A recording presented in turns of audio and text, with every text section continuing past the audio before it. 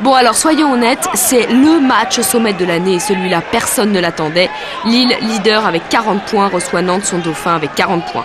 Autant dire que celui qui emporte cette rencontre met une sérieuse option sur le titre. Et ce sont les Nantais qui prennent l'avantage, sur un but dont le style n'appartient qu'à eux.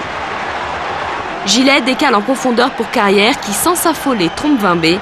Avantage à la mi-temps pour les Canaries.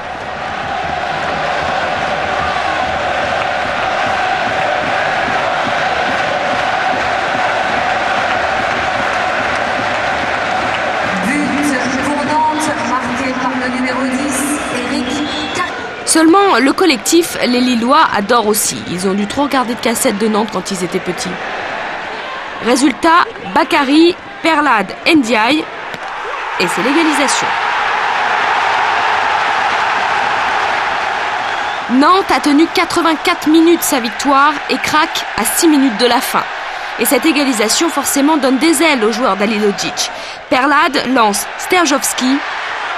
Il va avoir la balle de break au bout des pieds. Mais l'ange gardien Landreau veille et Nantes et Lille ne se lâchent pas d'une semelle.